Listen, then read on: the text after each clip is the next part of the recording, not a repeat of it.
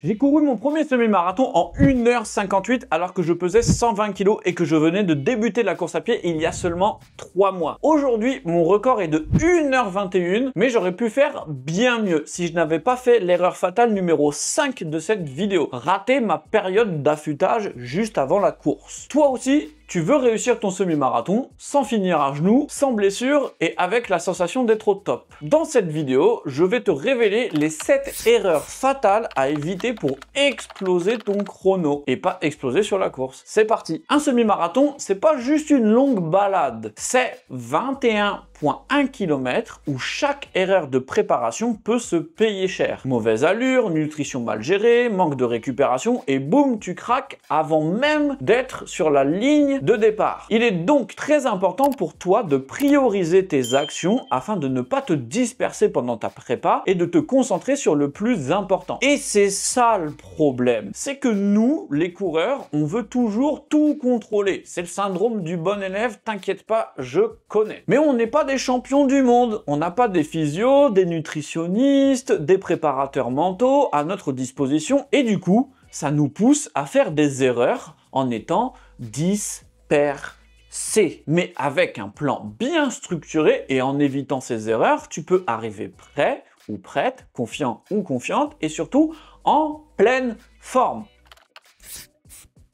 Première erreur, sauter les sorties longues. La sortie longue, c'est la pierre angulaire de ta préparation. Si tu la sautes, c'est comme préparer un gâteau sans farine, tu passes à côté de l'essentiel. Mais pourquoi c'est important? Les sorties longues te préparent physiquement et mentalement à tenir la distance. C'est là que tu habitues ton corps à brûler les graisses, à économiser tes réserves de glycogène et à gérer l'effort dans la durée, mais aussi à avoir une meilleure économie de course et une meilleure résistance musculaire. Mon conseil, ajoute une sortie longue chaque semaine en augmentant progressivement la distance jusqu'à atteindre 17-18 km avant ton sommet. Et s'il faut sauter un entraînement dans ta semaine, c'est pas la sortie longue, elle, t'essaye de la garder au maximum.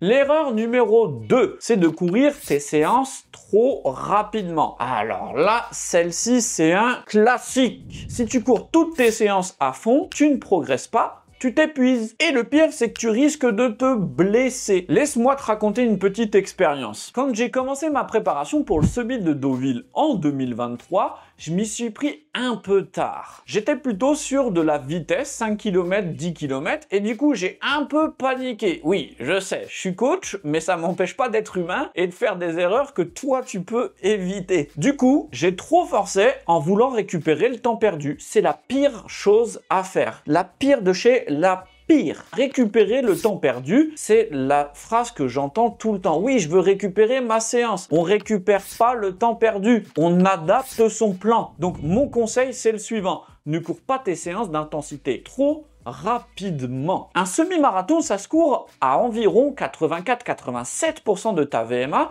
et entre 85-90% de ta fréquence cardiaque maximale. Donc si tu fais toutes tes séances de fractionné à VO2 max, c'est mort. Tu n'auras jamais le temps de récupérer séance après séance. Tu vas rentrer dans un cercle vicieux où chacune de tes séances va être de pire en pire et tu vas te dégoûter de la prépa. Garde donc bien tes séances à un RPE de 8, 8,5 sur 10 et si ça signifie de baisser l'allure, fais-le. Si tu ne comprends rien à ce que je viens de dire, c'est que tu connais pas encore tes différentes zones d'entraînement en course à pied. Donc, va voir cette vidéo que j'ai faite exprès pour toi et qui va t'apprendre absolument tout.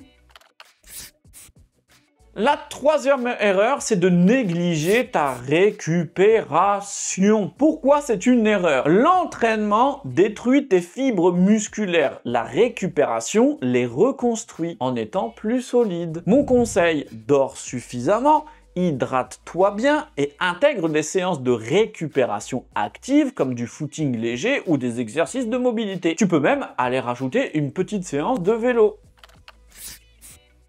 Quatrième erreur, mal gérer sa nutrition. Il faut absolument que tu testes ta nutrition pendant tes sorties longues, parce que oui, tu vas devoir te nourrir. Apprends donc ce qui fonctionne pour toi et respecte la règle du rien de nouveau le jour J. Ça par contre, tu vois, c'est l'un de mes points forts à moi. Dès le début de ma carrière sportive, j'ai entraîné mon estomac à manger 60-70 grammes de glucides par heure, et je pense que je peux m'en remercier car j'ai jamais eu le mur sur aucune de mes courses. Parce que la nutrition, pendant un semi-marathon, c'est essentiel pour tenir toute la durée.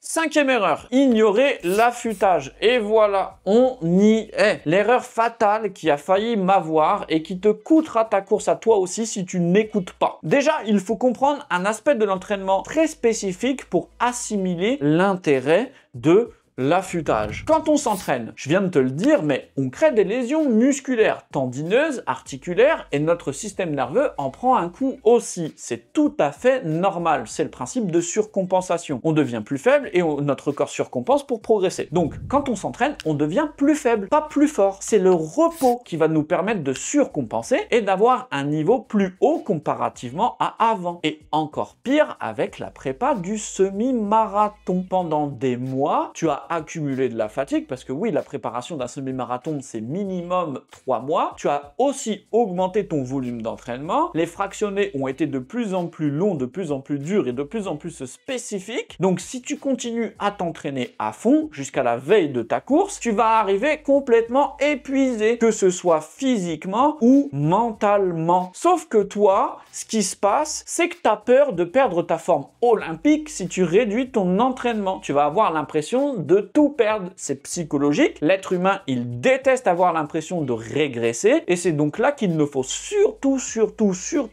pas paniquer et se rappeler le principe de la période d'affûtage. Réduire le stress et la fatigue accumulée lors de ta prépa pour maintenir au maximum notre condition physique pour le jour J. Pour un semi, tu dois donc réduire ton volume de 30% la première semaine d'affûtage et de 40% la deuxième. Mais tu dois quand même garder une séance d'intensité par semaine, la dernière à peu près 5-6 jours avant ta course. Sauf que tu ne dois pas la faire à fond. Par exemple, tu peux simplement faire un 4 x 1000 mètres allure semi.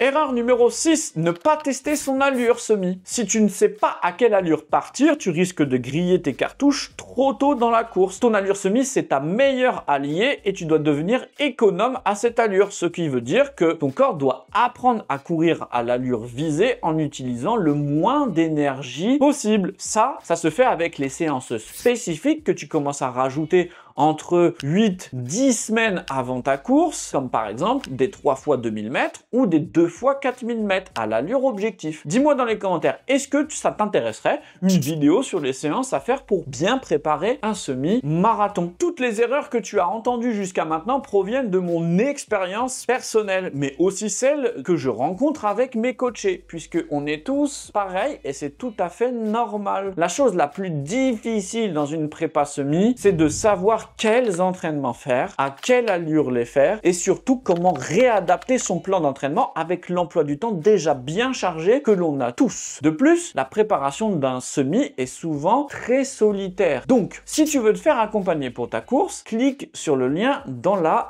description. L'accompagnement que j'ai mis en place englobe tout ce que j'aurais aimé avoir quand j'ai commencé. Des analyses et des briefings de séance pour savoir si je faisais bien les choses, des conseils d'un pro pour me dire comment m'améliorer, sa disponibilité pour réadapter le plan d'entraînement à mes imprévus, faire évoluer le plan aussi en fonction de mon ressenti, de ma progression et me donner le plan stratégique pour le jour J en me disant le chrono que je pouvais viser. C'est exactement comme ça que j'ai créé l'accompagnement pour avoir zéro charge mentale et que toi de ton côté tu n'aies que à courir et basta.